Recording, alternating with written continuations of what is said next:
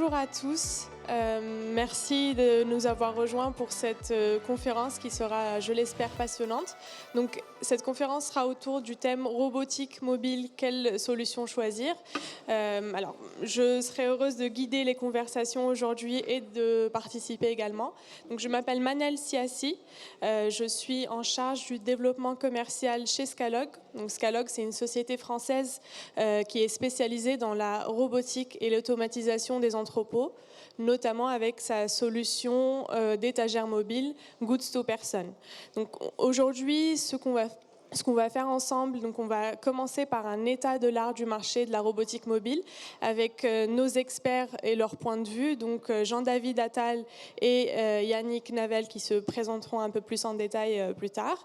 Et nous allons plonger au cœur du projet d'automatisation justement de l'entrepôt de Boiron qui est représenté aujourd'hui par Philippe Posa.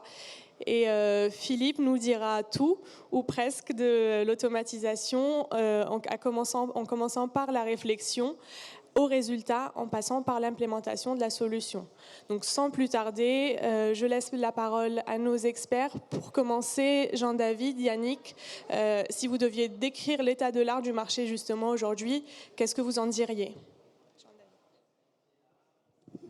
Bonjour.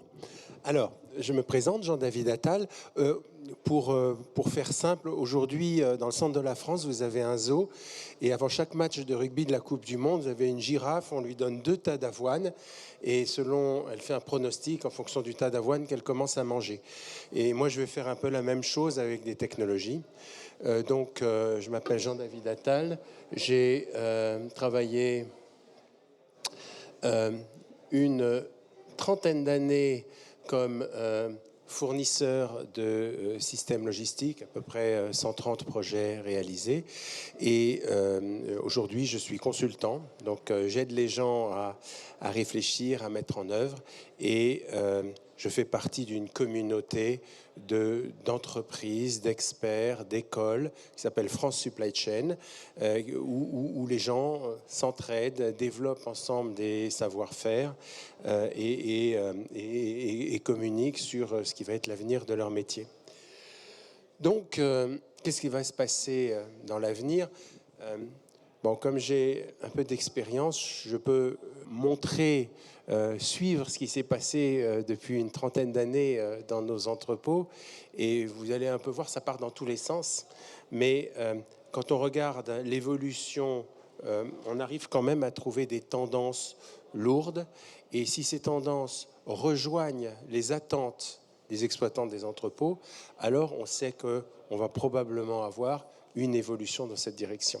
Et c'est ça que je veux dérouler avec vous. Donc pour ça, je vais commencer par ce qu'on faisait dans les années 90. Ceci s'appelle un système de préparation de commandes à gare. Donc vous avez un tapis roulant qui serpente dans un entrepôt avec une zone assez conventionnelle de préparation de commandes. Vous voyez des cartons dans des casiers.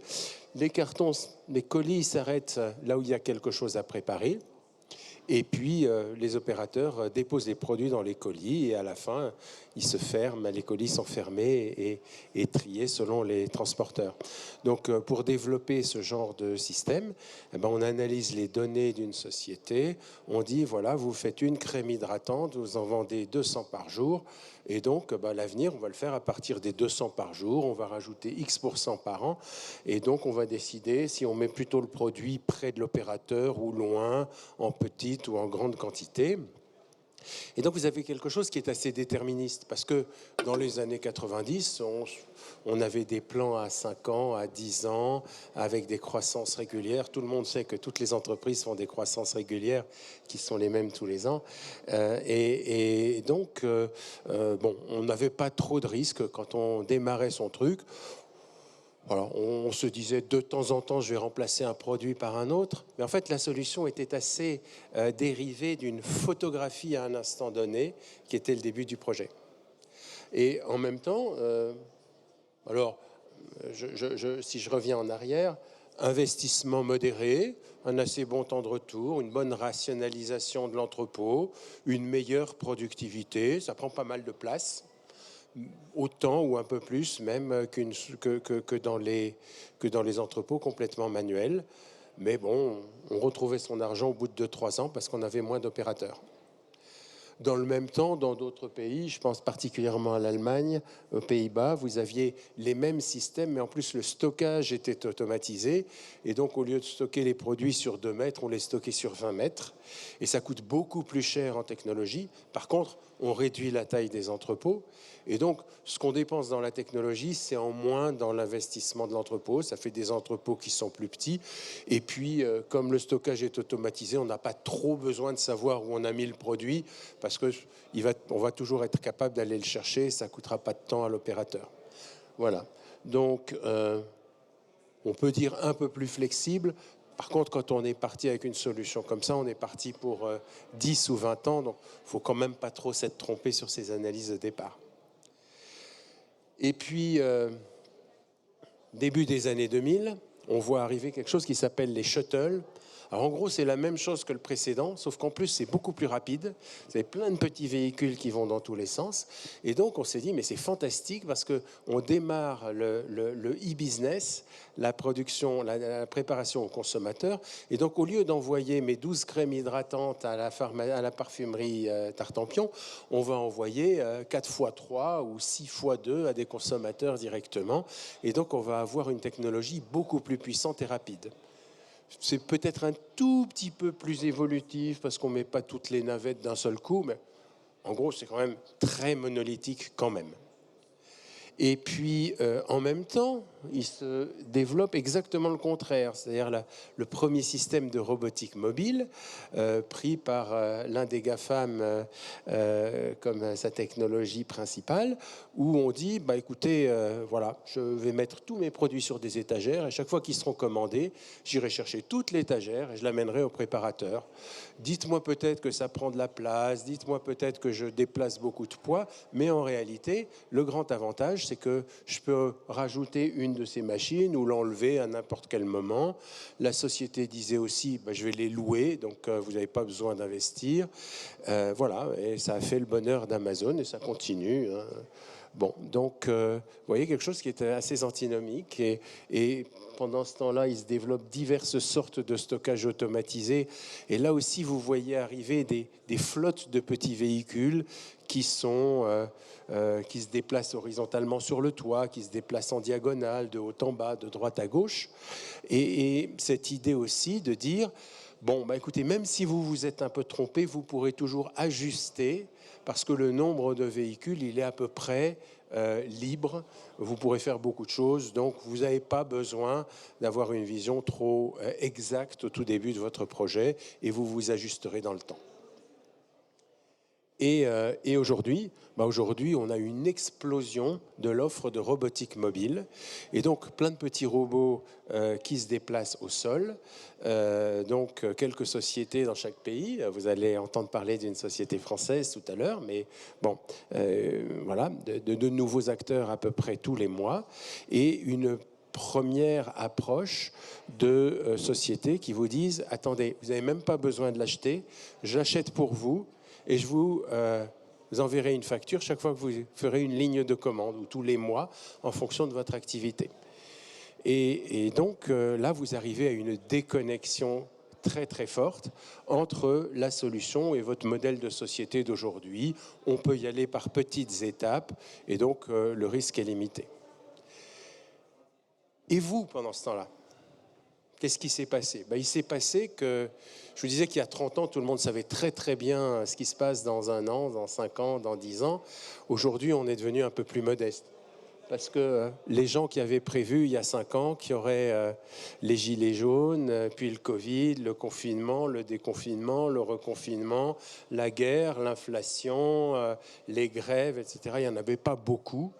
Et donc, vous avez quand même pas mal de gens aujourd'hui qui se disent, écoutez, oui, j'ai mon modèle d'activité, oui, j'ai mon business plan, etc. Mais j'ai surtout pas envie de me retrouver dans 1 an ou dans 2 ans ou dans 3 ans avec quelque chose qui est plus du tout adapté parce qu'il va se passer quelque chose dans 2 ans, peut-être que je suis pas capable de prévoir et qui va tout bouleverser. Et c'est ce qu'on appelle le monde VICA, ça veut dire volatile, incertain, complexe et ambigu. Et donc, on a cette sensibilité très forte des logisticiens, des investisseurs à ne faisons pas quelque chose qui soit trop irréversible. Et donc, quand vous voyez à la fois le développement de l'offre technologique et le développement du besoin, ben, vous avez un point de convergence. Donc, ce qu'on peut dire, c'est que tout n'ira pas dans la même direction, mais vous aurez des entreprises qui vont faire des investissements de capacité, un stock automatisé à 30 mètres de haut pour prendre moins de mètres carrés, construire, moins artificialiser, réduire le volume, rafraîchir pour l'ultra frais, rafraîchir moins de mètres cubes. Et puis à côté de ça, vous aurez des investissements de productivité avec un certain nombre ou beaucoup d'entreprises qui vont se dire « je veux quelque chose de facilement évolutif, de facilement réversible ». On a inventé un mot qui n'existe pas pour ça, qui est scalable. C'est très vilain, mais voilà, il y a cet effet d'échelle. Je peux monter les barreaux de l'échelle ou les redescendre, et donc je cours beaucoup moins de risques et je peux m'adapter à n'importe quel moment. Voilà. De la même manière, concernant l'informatique, vous aurez des sociétés, plutôt des grands groupes à mon avis, qui vont se dire, voilà, je vais prendre une solution intégrée avec tout chez le même, et j'accepte d'être tributaire de cette société, de ne pas pouvoir bouger pendant un certain nombre d'années, parce qu'une fois que c'est installé, j'ai plus le droit de faire venir une autre société, enfin ça devient compliqué à interfacer, et d'autres qui vont se dire, je cherche des solutions les plus indépendantes possibles des fournisseurs, de manière à être capable de garder une certaine liberté d'action au fur et à mesure de la vie de mon entreprise. Voilà à peu près les tendances qu'on peut imaginer. Et une fois qu'on a dit ça, eh ben on va pouvoir revenir à Scalog et au projet Boiron.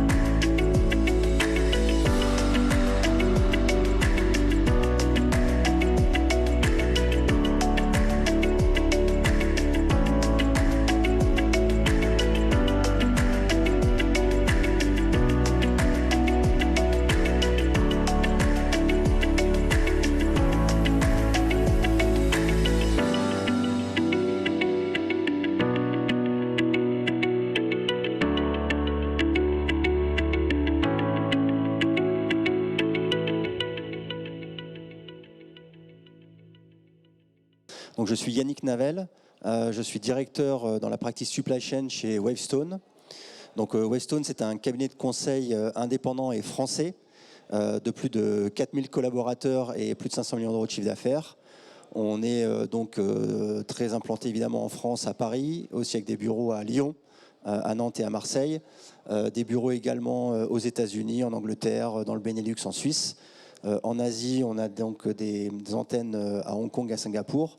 Et nous avons annoncé il y a quelques jours ou quelques semaines à la rentrée l'acquisition, le rapprochement avec un cabinet allemand qui s'appelle Cuperior, qui va nous permettre d'avoir plus de 1400 collaborateurs en plus dans nos effectifs et donc une empreinte très forte en Allemagne, ce qui n'était pas le cas jusqu'à maintenant. Donc on intervient auprès des entreprises pour les accompagner sur leurs grands projets de transformation dans tout type de secteur d'activité, dans des domaines tels que la tech, le digital, la cybersécurité, mais aussi le manufacturing ou la sustainability et la supply chain. Et donc pour la supply chain, on a une practice dédiée de plus de 120 consultants et experts pour tous les métiers de la supply chain, donc de la planification en passant par les métiers de l'entrepôt et les systèmes d'information supply chain. De mon côté, je m'occupe des sujets logistiques et intralogistiques. Donc l'intralogistique, c'est ce qu'on vient d'exposer. C'est tout ce qui concerne l'automatisation, la mécanisation, la robotisation des process dans les entrepôts. Ça va des études d'avant-projet, de design, donc de mener des appels d'offres pour sélectionner les fournisseurs, les équipementiers, jusqu'à l'accompagnement, à la mise en œuvre des solutions jusqu'au démarrage. On peut aussi intervenir sur des sujets d'audit, de sélection de 3PL, etc. dans le monde de l'entrepôt. Et pour terminer, auparavant, j'ai passé une vingtaine d'années dans la prestation logistique et toujours sur des sujets de solutions et de projets. Voilà pour la présentation. Donc pour compléter ou synthétiser ce qu'a pu dire Jean-David au départ, donc j'ajouterais qu'aujourd'hui la robotisation, ça permet de mieux adresser et de manière beaucoup plus large les enjeux et les contraintes des clients. Et ces enjeux, ces contraintes, on peut en citer 5 en particulier. Comme ça a été évoqué, tous les sujets de flexibilité, de scalabilité ou d'évolutivité de la solution pour s'adapter aux contraintes, aux évolutions de flux, aux évolutions du client. Et donc c'est augmenter sa capacité de stock ou la diminuer et augmenter ou baisser sa capacité à traiter des flux. Et ça, on a plus de facilité à faire ça avec des process robotisés qu'avec des grosses structures telles que Jean-David a pu l'évoquer. Le deuxième point notable, c'est également la rapidité de mise en œuvre. Le monde est incertain, etc. Et donc là où il fallait 2, 3, voire 4 ans pour monter une grosse solution d'intralogistique, en moyenne c'était plutôt 3 ans, des premières réflexions jusqu'au démarrage, les solutions robotisées, en général, permettent d'aller plus vite dans les projets, voire de diviser par 2 ce temps d'implémentation. Donc ça, c'est un point important aussi pour les clients. On n'attend pas 3 ans pour avoir sa solution. On sait qu'entre les études et la mise en œuvre, en 1 an et demi, le projet peut être bouclé. Le troisième point qu'on peut mentionner, ça concerne l'aspect facilité d'utilisation de ce type de solution, l'aspect user-friendly, l'aspect facilité de maintenance, l'aspect redondance des solutions. Comme ça a été évoqué, si vous avez 100 robots qui promènent entre guillemets des supports, des palettes, des bacs dans un entrepôt, s'il y en a 1 sur 100 qui s'arrête, vous perdez 1/100 de votre capacité. Et si vous êtes en jour moyen, vous en rendrez même pas compte. Sur des gros systèmes historiques, vous avez un système de shuttle ou de milieu avec 4 ou 5 allées. Quand vous perdez une allée pendant quelques heures, bah vous perdez l'accès à X% de votre stock et à 20 ou 25% de votre capacité de traitement. Donc les solutions robotisées sont de ce point de vue-là plus pratiques. Un point qui a déjà été évoqué également, je ne vais pas trop y revenir, c'est tout l'aspect financier, économique du système. On passe de solutions d'investissement, d'amortissement long terme à des solutions de location ou de coût à l'usage. Jean-David en a parlé. Et le dernier point que je voulais mentionner, c'est les aspects RSE, donc tout ce qui concerne la sustainability, l'environnement.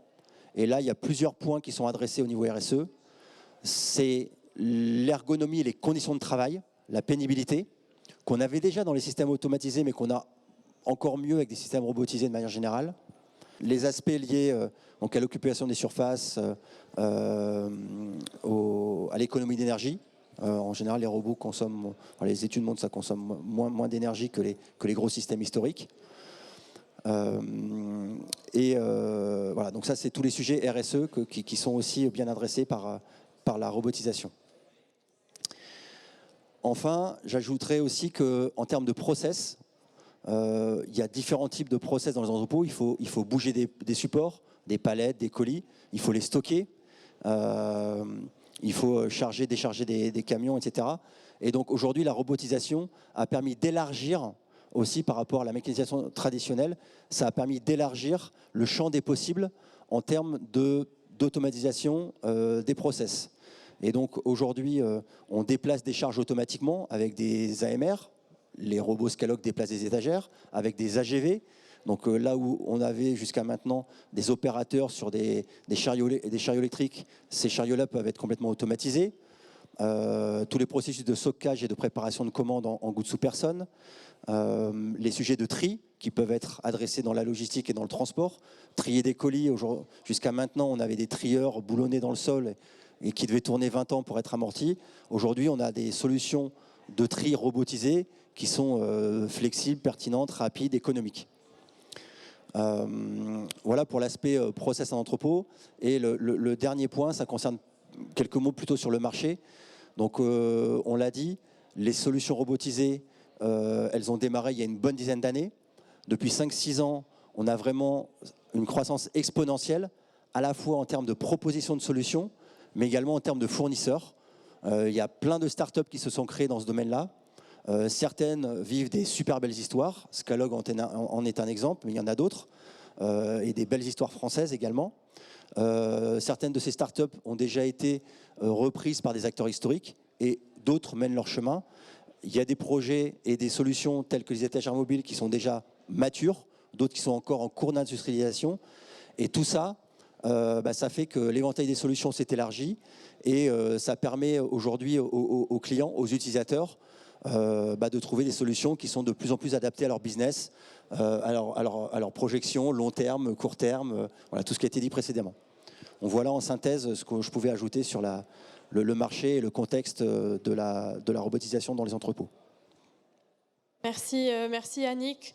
Et ben justement, dans ce monde, si je reprends vos mots, Jean-David, ce monde volatile, complexe, incertain et ambigu, Boiron a fait le choix, a sauté le pas de l'automatisation. Et je m'adresse à Philippe à ce moment-là, mais quel était le déclencheur de la réflexion ? Bonjour à tous, donc Philippe Posa, je suis le directeur supply chain du groupe Boiron, laboratoire pharmaceutique spécialisé dans l'homéopathie. On est français, on est lyonnais et fier de l'être. Ça fait 35 ans que je travaille dans la supply et la logistique. Je ne veux pas vous raconter ma vie, j'ai bossé dans d'autres domaines, de la distribution spécialisée en B2B, dans la prestation industrielle et logistique. En fait, moi, ce qui m'anime au quotidien dans mon job, c'est de combiner le respect du client, qui en fait sont des patients, il ne faut pas qu'on l'oublie, et le bien-être des hommes au travail. Donc, dans cette perspective, et on s'engage de plus en plus, comme l'a dit Yannick, sur des axes RSE dans notre entreprise, l'objectif, c'est de vraiment, pour moi, toujours mettre l'homme au centre des organisations, des enjeux et de la valeur de l'entreprise. Et j'espère qu'à l'issue de l'histoire de robots et d'hommes qu'on est en train de commencer à vous raconter, vous pourrez apprécier si on a vraiment atteint cet objectif ou pas. L'objectif que j'ai, c'est de mettre des robots au service des hommes et pas l'inverse. Donc, ce qui a été l'élément déclencheur pour arriver à automatiser notre intralogistique, je suis désolé pour ceux qui sont derrière ce haut-parleur, c'est premièrement, il fallait qu'on rationalise notre logistique de distribution. On était répartis sur 7 points de préparation de commandes sur 3 sites d'expédition distants de 20 à 400 km entre eux. Donc autant vous dire, c'était pas simple, c'était coûteux et en plus de ça, les conditions, les structures étaient complètement dépassées. Donc les enjeux de ce projet de construction d'un centre logistique unique, international, c'était avant tout de se remettre en conformité avec la réglementation par l'acquisition du 1525 en température dirigée pour le stockage. Et du coup, nos équipes sont toujours à bonne température aussi quand elles travaillent, donc on répond déjà à un point. Et puis d'améliorer la productivité. Dès lors qu'on se regroupait sur un point, on allait naturellement faire de la productivité.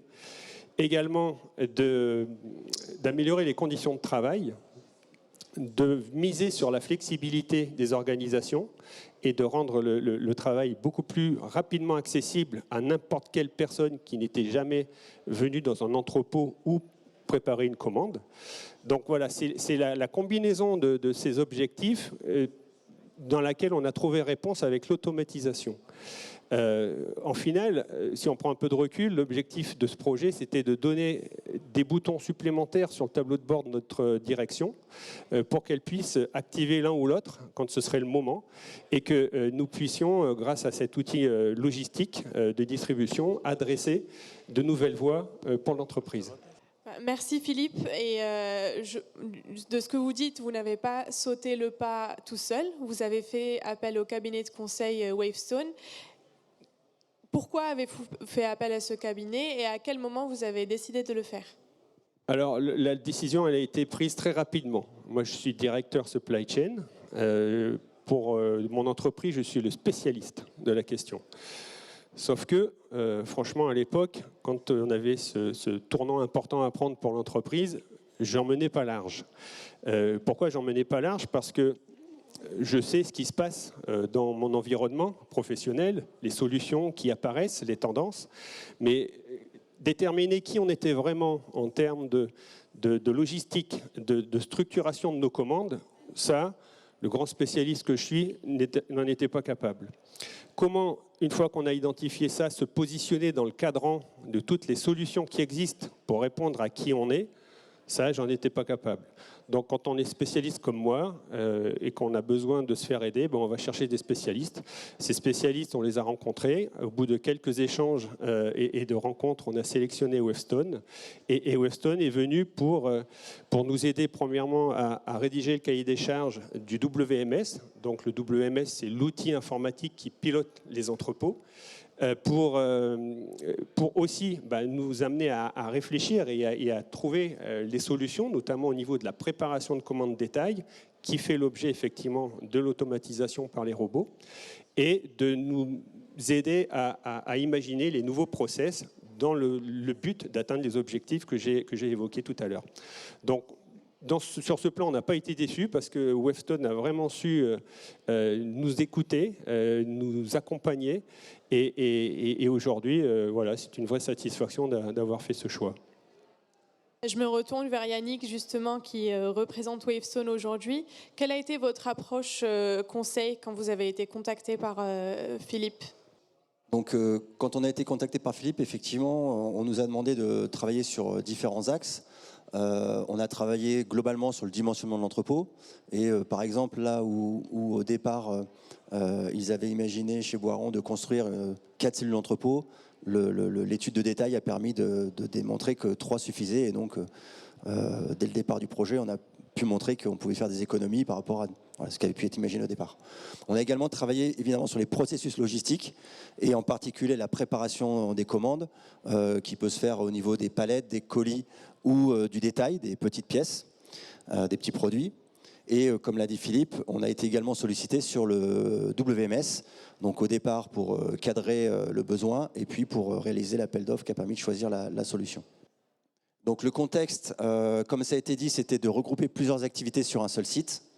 On est également dans un environnement pharmaceutique ou à connotation pharmaceutique, et donc que ce soit dans les process d'entrepôt ou au niveau du WMS, on se doit de respecter des enjeux qualitatifs et avec des contraintes réglementaires assez fortes.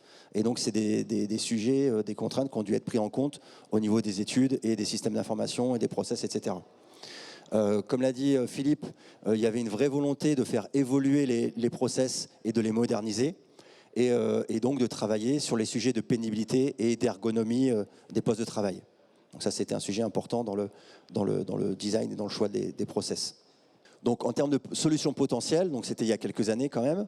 Donc à cette époque-là, on avait, entre guillemets un peu comme d'habitude, on fait toujours un référentiel sur un process dit plutôt manuel.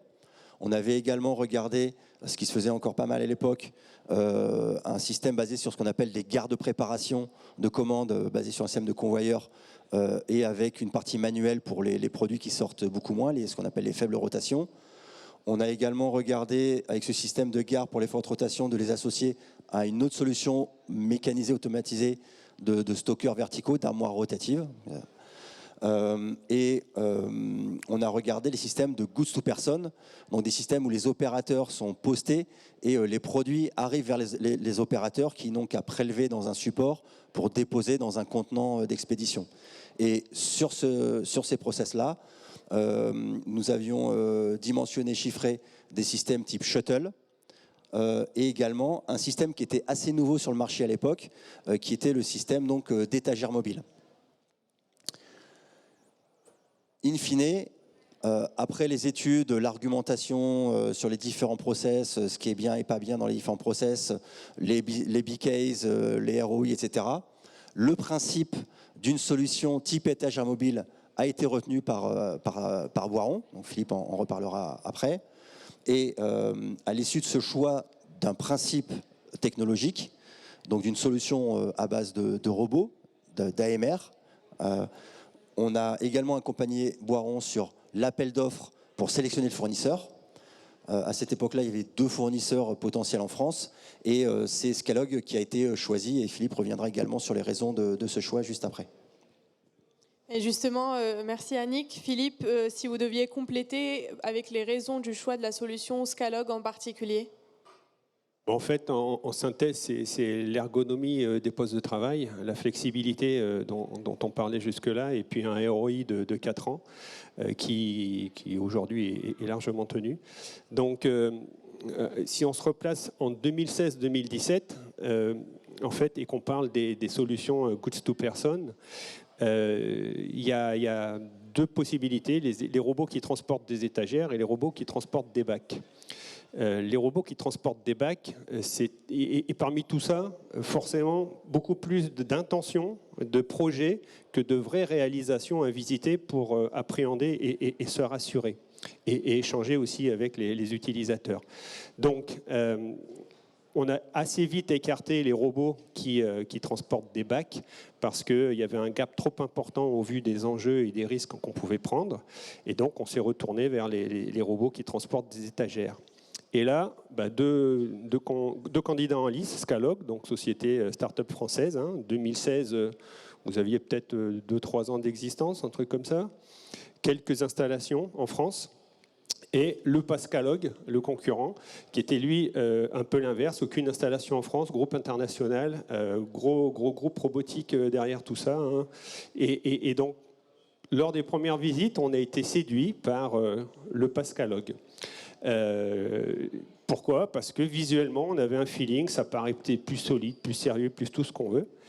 Et en fait, quand on est rentré un petit peu plus dans les contacts avant-vente, on a commencé à être dérangé par ceci, par cela, et on a eu un doute. Et donc, on s'est dit, bon, on peut pas rester comme ça, on va prendre notre tableur, on va tracer une colonne, enfin un trait avec 2 colonnes, et on va faire les plus et les moins, et on a essayé d'avoir une approche multicritère la plus globale possible, c'est-à-dire que pour faire cette évaluation, on a pris en compte des paramètres donc, de technique, voilà, des paramètres techniques que nous proposaient les deux fournisseurs.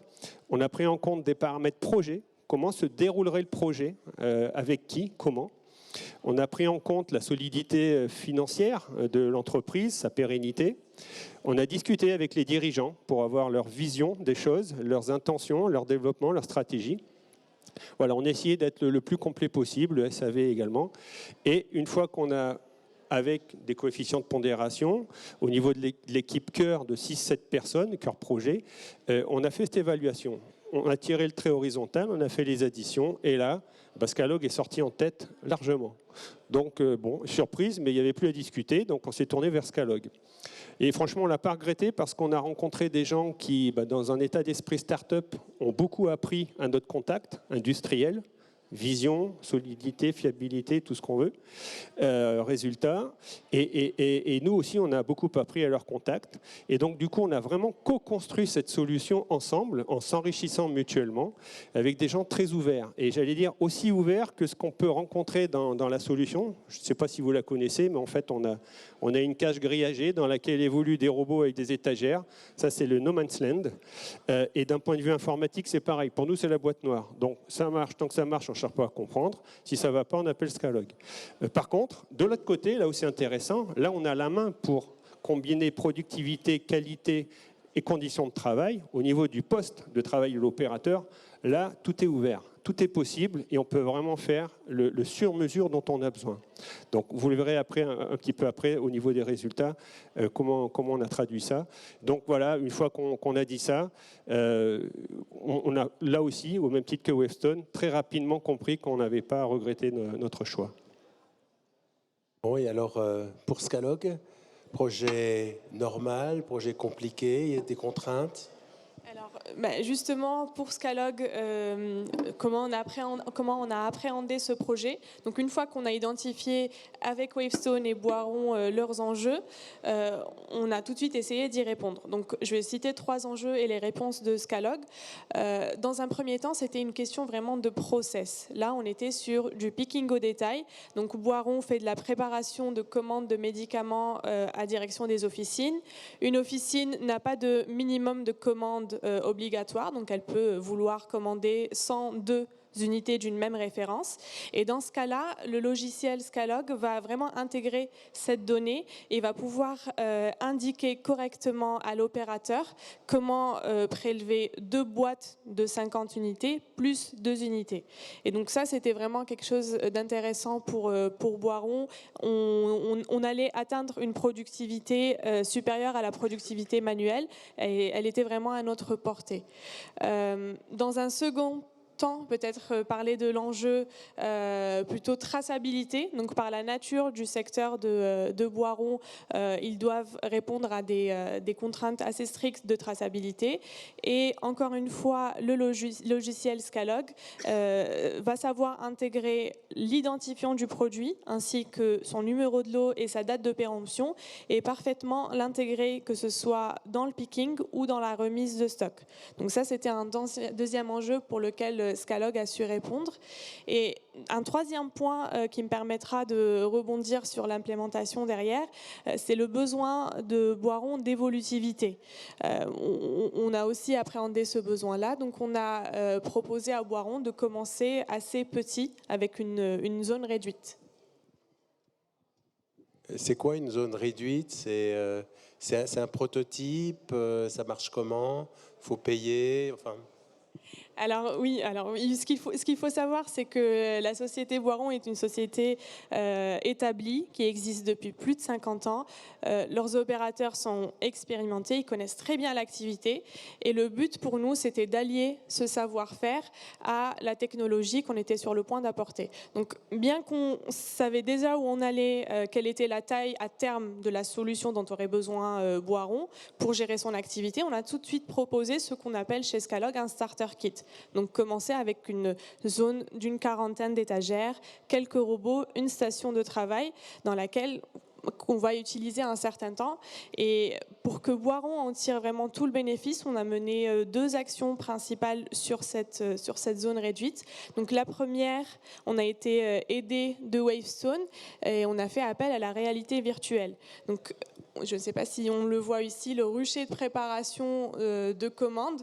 Ce qu'on a fait par rapport à la réalité virtuelle, c'est qu'on a pris ce rucher de préparation-là, on a designé quelques modèles avec soit des plateaux plats ou inclinés, avec des tailles différentes pour l'opérateur pour qu'il puisse être à l'aise.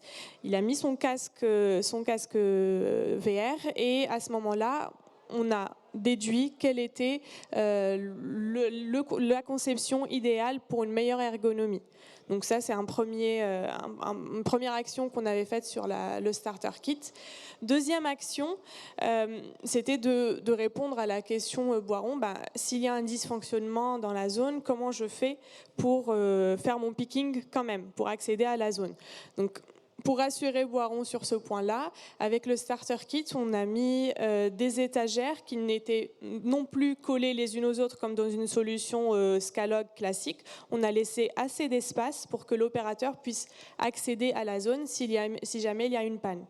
Vous voyez bien où je veux en venir. On ne l'a pas utilisé une seule fois, cette solution-là.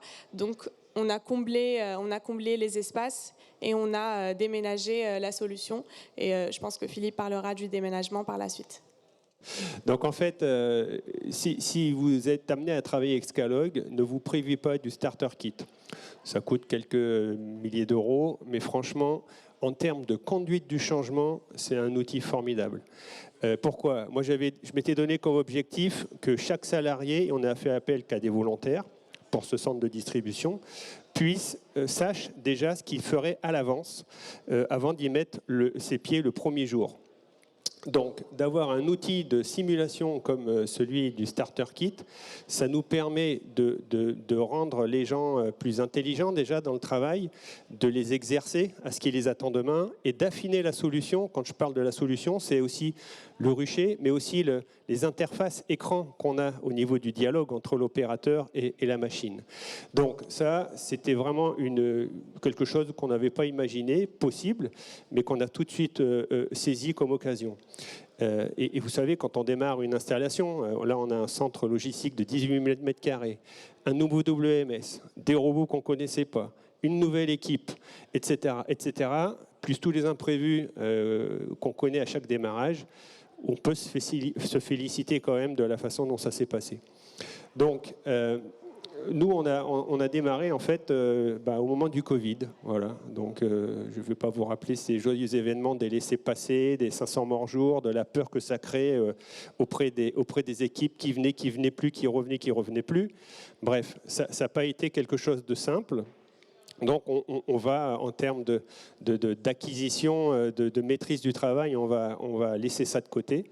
Mais aujourd'hui, on peut dire que cette solution a été maîtrisée par les opérateurs au bout de 4 mois, 4 à 5 mois. Et qu'est-ce qui nous a fait dire que les opérateurs avaient pris le dessus? C'est qu'au bout de cette période-là, ils ont commencé à nous poser des questions, à être plus critiques. Des idées sont apparues, des idées d'optimisation qu'on a mises en place. Donc là, on s'est dit, waouh, ça y est, l'homme a pris le dessus sur la machine, sur sa solution, et là, les gens, ils deviennent vraiment acteurs. Et ça, c'est vraiment quelque chose qui a été préparé, anticipé avec un catalyseur qui était ce starter kit. Très bien. Et en continuité de l'histoire du Starter Kit, aujourd'hui vous êtes utilisateur aguerri de la solution depuis 4 ans. Quels sont les résultats que vous tirez de cette solution aujourd'hui? Les résultats, je vais être assez synthétique. Productivité multipliée par 3. En termes de qualité, on était dans l'ordre du pourcentage, on frisait le 99, machin. Enfin, aujourd'hui, on est à 0,04% d'erreur, donc par prélèvement. Au passage, on a un mouvement défaut pour 50 000 mouvements robots. Donc ça veut dire que quand ça arrive au niveau machine, parce qu'on est aussi dépendant de la machine, tout le monde lève les bras, mais enfin c'est pas tous les jours non plus. Donc en termes de conditions de travail, parce que ça c'était l'enjeu majeur pour arriver à de la productivité naturelle aussi, en termes de conditions de travail, eh ben, on a 0 accident de travail, 0 presque accident en 4 ans sur les 4 stations. Alors peut-être que c'est des choses auxquelles vous êtes rompus. Nous, en tout cas, on dit bravo, on dit c'est chouette et on continue à faire progresser cet espace de travail avec ses utilisateurs. Tout le monde a été impliqué là-dedans, les C2SCT au préalable, les délégués syndicaux, enfin voilà, on a passé tout le monde pour validation du truc. Et c'est vrai que quand on fait ça, on est moins perturbé par des tas de questions par la suite. Et enfin, puisqu'on parlait aussi sur la flexibilité, l'agilité, aujourd'hui, n'importe lequel d'entre vous qui n'est pas venu dans ce site des Olmes sera aussi productif sur la préparation de commandes détail avec l'outil Scalog que n'importe lequel de nos titulaires au bout de 2 à 3 heures. Donc ça veut dire qu'on a simplifié les process et quand on parle de simplifier les process et d'erreurs, on a quand même laissé à chaque acteur, préparateur, la liberté de mettre la quantité qu'il veut. La quantité, c'est ce qui... Alors, on espère qu'il met la bonne quantité, mais on n'a pas de contrôle pondéral. C'est-à-dire qu'on n'a pas voulu sophistiquer les choses avec des enjeux financiers trop forts pour, en fait, pas grand-chose à la sortie en termes de résultats. Donc, aujourd'hui, de savoir qu'on peut maîtriser cette solution au bout de 2-3 heures, eh ben, tous les jours, on fait tourner tous nos titulaires de l'entrepôt, qu'ils soient caristes, chargeurs de quai ou autres, sur ces stations de travail, parce que vous savez qu'il n'y a rien de plus précieux dans une équipe que d'avoir de la polyvalence et de garantir un résultat quoi qu'il arrive. L'outil est tellement simple que n'importe qui ne connaît pas de quoi ça parle, et dans le coup au bout de 2-3 heures. Voilà. Donc une fois qu'on a parlé de ces résultats, ben nous on peut se dire que voilà, on est prêt pour la suite. Vive le présent et la suite. Merci vraiment à tous les trois. Merci à tous.